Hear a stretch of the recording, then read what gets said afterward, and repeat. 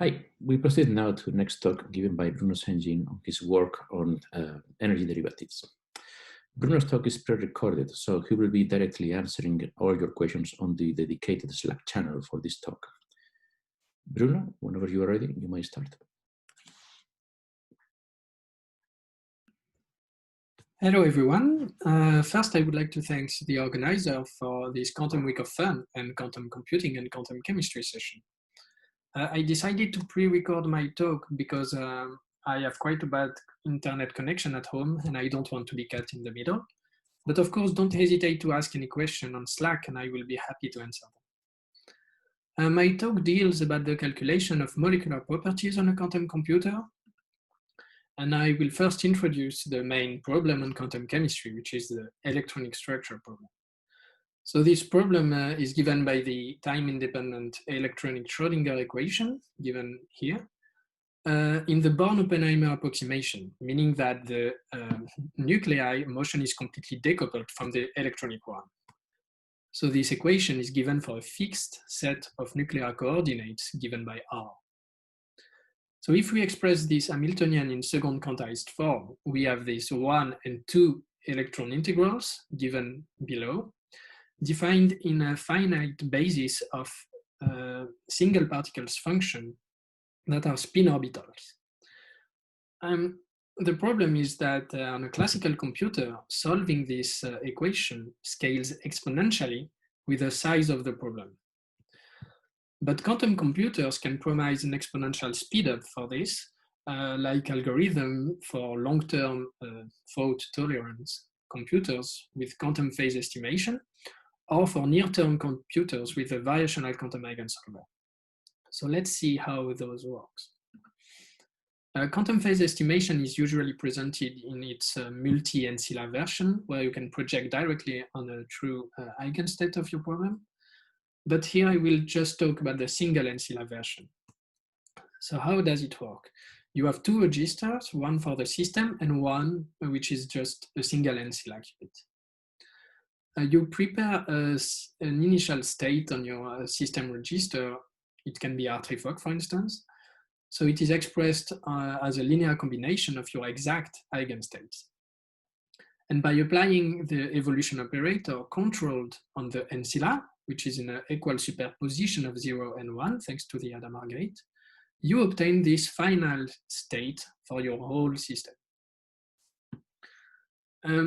On this final state, you can recognize a phase kickback here on the ancilla qubit. And what you do then is to apply a tomography gate, and depending on the probability to obtain 0 and 1 and the shape of this tomography gate, you can combine the probabilities and obtain a function, g of t, which is expressed as a sum over the amplitude square times the exponential of ejt. So here you see the phases where you have the eigenvalues of your problem you are interested in. And by simple post-processing like Poni's or Bayesian techniques, you can extract those phases and associate it to the related amplitudes, like identifying nodes in a chord. So the problem is that implementing this controlled unitary requires a very long coherence time and quantum error corrections. So it's more for fault tolerance quantum computer and not the near-term era. But in the near-term era, we can use other type of algorithm, like the variational quantum Eigensolver, which are hybrid algorithms between quantum and classical devices. So you can iterate between the quantum and classical devices until you get the correct energy. So how does it work? First, you construct your qubit Hamiltonian using any transformation that you like Jordan-Wigner, and you obtain a sum over a transformed integrals times a Pauli strings operator, a tensor of Pauli gates. And what you have to define first is a wave function ansatz. So by doing state preparation, you initialize your system register on the R3-Fock state, for instance. And as an ansatz in chemistry, usually the unitary coupled cluster is used. So once you have prepared your state given by this defined ansatz, then you have to apply single qubit rotations depending on the Pauli strings that you want to measure, and you measure, and depending on the probabilities of obtaining some outcomes out of these measurements, you can estimate the expectation values of those Pauli strings. Summing those Pauli strings, you obtain an approximation for your energy, and you can then classically optimize the parameters through the variational principle until you converge to a good approximation, hopefully, of your ground state. All right, but the energies are not the only interesting things that appears in chemistry. So most of the quantum algorithms have been developed to get the ground state energies, and recently extension to excited states. But it is also very important to get molecular properties given by the energy derivatives. So if you derive your energy with respect to some perturbation, like the electric field, the magnetic field, or the internal magnetic moments that can arise from a nuclear spin, or also a change in the nuclear coordinates, then you can have a bunch of properties to look at. And those are given in Jensen's book. So the algorithms I will describe in the following can be appropriate for any of those properties, but I will mainly focus on the molecular gradient and the molecular Hessian for geometry optimization, and also the electric polarizability, which is the change in the electron cloud when you apply an electric field. All right. So how to get those energy derivatives? To get the first order derivative, one could think of using finite difference techniques when you have to evaluate the energy in different points that are slightly changing with respect to the perturbation, and divide them by these slight changes in the perturbation. The problem is that you have to evaluate different energies obtained by different Hamiltonians and corresponding to different wave functions. And the error that you will get on those evaluations with noisy device are completely independent, and it will prevent you to use these finite difference techniques. Fortunately, if your wave function is variationally optimized, you can use the Hellman-Feynman theorem, which states that your first order derivative is actually equal to the expectation value of the derivative of your Hamiltonian. So here we only have one expectation value with respect to one wave function. So this is in contrast with the finite difference techniques. What is very interesting in this formula is that if we express the Hamiltonian, the qubit Hamiltonian, we obtain this expression, and the expectation value of your Pauli strings are actually already calculated by the VQE to compute the energy. So this you already have by computing the energy.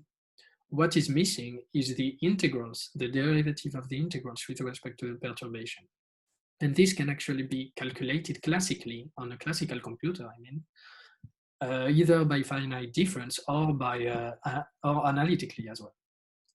So at the end, the gradient, so the first order derivative, sorry, is obtained for free on a quantum computer once you have done a VQE for the energy. You don't have to do anything special, at least on a quantum computer. So for instance, if the perturbation is a change in the nuclear coordinates, you can obtain an the Hellman-Feynman contribution to the atomic forces. And this can be used to look at equilibrium geometry. So this is what I will present in this work. But also it can be used to do molecular dynamics afterwards, like for the ground state, as presented by Sokolov and co-worker recently, or excited state for the excitonic model by Parrish and co-workers. So let's now look at the second order derivatives, which is much more complicated to get. although you still have one Hellman-Feynman type of contribution here, which is exactly like the first order, but you have to get the second order derivative of your integrals. This can also be done classically. The problem is to determine this big expression here, which is a sum over state with the sum running over an exponentially many number of excited states. So to get this expression here, we can use quantum phase estimation based methods based on response or propagators methods. For instance, the calculation of Green's function in the frequency space. So we have been inspired by the work of Dallaire-Demers and co-workers to make such an algorithm. And then there were some few other more recent algorithms to compute the Green's function on a quantum computer. So this is more like long-term approaches to compute this expression.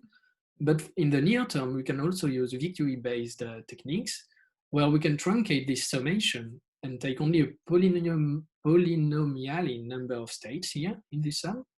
For instance, by calculating the excited states using quantum subspace expansion or multi-state contracted variational quantum Eigensolver by Parrish and co-worker, or the subspace search VQE also by Nakanishi and co-workers. Note that the two latter approaches have been used recently by Endo and co-workers to compute the Green's function on a near-term device. All right, so I will describe the two kind of algorithm we have developed in our paper. First, the QPE-based, which we call the propagator and phase estimation technique. So let's just recall that the single-ancilla QPE allows to extract this function. And by applying a post-processing like Brownie's methods on K, you can extract the phases and the amplitudes. But how to get information beyond the energy? We can actually do that by applying another unitary operation on the system register.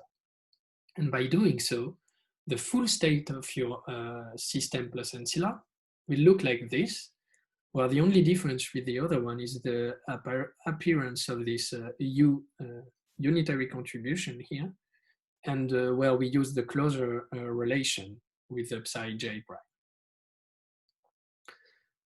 The phase accumulated on this ancilla qubit is actually given now by this expression, j of k, so slightly more complicated than the previous one. And if you do Brownie's methods on this one, you will actually get exactly the same phases as before, but with another amplitude. The question is how this amplitude can be useful. It doesn't seem terribly informative now, but if you choose proper unitaries, then it can be something interesting. So for instance, if your unitary is expressed as the evolution operator times your perturbation operators, so it's not Pauli string here, it's a perturbation, which is the unitary decomposition of your derivative of your Hamiltonian with respect to the perturbation, which is usually not unitary. Then, if you control these unitary operators on your ancilla, this is the kind of circuit you get. And by applying the exact same tomography gate, you will obtain this phase accumulated on the ancilla given by this expression, which looks quite similar as before. And if you do the Brownie's methods on K naught, then you can infer the phase for the ground state, 2 multiplied by 2, and get an associated amplitude, which look like this. And what you can recognize is the first order contribution, the Hellman-Feynman contribution here. The only thing that you have to do is to divide by this coefficient square to get this first order derivative. For the second order derivative, it's a bit more complicated. You have to apply 2 different perturbations depending on the derivative you want to compute, and 2 evolution operators in between. The circuit is therefore more involved, as you can see here. And but the derivation is actually quite similar. It's almost the same. The phase accumulated at the end will be now dependent on two different variables, K0 and Q1. So you have to do repeated rounds of QPE to get those. And you have to apply two different Brownies methods, so two post-processing approaches. The first one, you do it by fixing K1 and do it on K0. And you can infer 2 times the phase for the ground state with an associated amplitude given by this expression. And what is interesting is to see that you get the numerators actually of the second order derivatives here. And if you apply a second Brownies method on K1 now, you get the amplitudes corresponding to the energies and the phases, corresponding to the energies with associated amplitudes that are here, which correspond to the numerator of the sum over state expression for the second order derivative, but you just have to divide by these coefficients squared. In general, this is, you can extend this to any order of perturbation. Like for the X order, you can just use this unitary. So you always have to multiply by the perturbation and one evolution operators for different K variables here. All right, but as you can expect, this kind of circuits has a very deep and not adapted to near-term era. So instead, you could use the Eigenstate truncation approximation, which consists in taking only a polynomially number of excited states in this summation. So we did so by applying quantum subspace expansion, which consists in preparing the ground state with the variational quantum Eigensolver and applying single excitation operators on top of it. By doing so, you create a new excited state basis for your problem, which is the linear response subspace. And once you have this subspace, it's the basis that is usually not orthogonal, and you have to use to solve a generalized eigenvalue problem to get the approximation of your excited states in this linear response subspace. So what needs to be done on the quantum computer is to measure the elements of the Hamiltonian matrix in this basis and the overlap. For the overlap, it's quite trivial because you only need the 2-particle reduced density matrix, which is already obtained by preparing the ground state by VQE. However, for the Hamiltonian, you need the 4-particle reduced density matrix. And even though you don't increase the circuit not so much the circuit length by doing this approach, the number of measurements is much more increased at the expense. All right. So let's see how this works for the geometry optimization of the hydrogen molecule. This is a brief flow chart to explain what we did. So first we compute the integrals and derivative. Then we map the Hamiltonian into a qubit Hamiltonian, and we apply VQE. So you obtain the expectation values of your Pauli strings that are used to compute the energy and also directly the gradients. And you can do geometry optimization only using those quantities. But what you can also do is to compute the molecular Hessian, so the second order derivative with respect to the change in the nuclear coordinates. And we did this by using the Eigenstate truncation approximation that I presented in the slide just before. So you obtain the Hessian and you can employ more involved optimization procedure like the Newton approach, for instance. Now let's look at the H2 Hamiltonian, which looks like this and is usually applied in a 4-qubit device if you use the minimal basis STO3G, for instance. So the problem is that at the time we only had a 2-qubit device in Delft, and so we couldn't employ this Hamiltonian. But fortunately, what you can see is that you have some symmetries in this Hamiltonian, and only qubit 0 and 2 have off-diagonal elements like X and Y Pauli matrices. The qubit 1 and 3 only have identity or Z Pauli matrices applied. So by thanks to this observation, you can actually exact block diagonalize it, like shown by O'Malley and co-workers, and obtain the H2 Hamiltonian on a 2-qubit device, exactly. So this is what we did, and this is what we obtained for the geometry optimization of H2. So the exact energy is given by the full lines in blue, and the experiment is given in red. And we started at the interatomic distance of 1.5 angstrom, and the arrows represent the direction and the strength of the molecular gradients. What you can see is that by starting here, we converge quite very rapidly to the equilibrium geometry of H2 with an error of only 14 micro angstrom, milli angstrom. And so this is a very nice accuracy.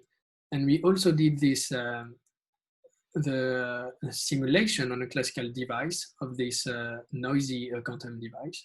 And this is given by all the blue lines here. And what we can see is that the median of those simulations actually give a quite similar results as the experiment, showing that, it confirms the results of the experimental device. What is impressive here is that although the error in the energy can be quite big and is actually due to the qubit decay in the device, the error in the equilibrium geometry is very low. And this can be due, for instance, because the energy profile is maybe shifted, but not so much reshaped, let's say. So that the equilibrium point is actually the same on the qubit device, approximately. All right, the last experiment we did is the polarizability of H2 by looking at the second order derivative of the energy with respect to a change in the electric field. And so the exact results is given by a full configuration interaction in blue, and in red we have the Hartree-Fock contribution, which deteriorates quite significantly when we increase the bond length of the molecule. Then if we look at the experiment using the Eigenstate truncation approximation on the real 2-qubit quantum device, we can see that it follows quite nicely the full CI for small interatomic distances. But when we stretch the bond, it starts to deteriorate compared to the full CI. Actually, at first, we didn't really know why this was happening, but we realized that when you compute the polarizability, you have to apply an electric field to your Hamiltonian. And by doing so, you actually break the symmetry that you had before, and that allowed you to do this exact block diagonalization to a 2-qubit device. So to confirm that, we projected the full CI results onto the 2-qubit subspace. And we found that we actually get exactly the same as the experiment on the 2-qubit device, showing that the problem does not come from the noise or the algorithm we employ, but by the transformation to the 2-qubit device that is no longer valid. All right, so I will stop here, just to finish with some perspective. Of course, we would like to test the algorithms on more complex systems and also other properties of interest for chemistry.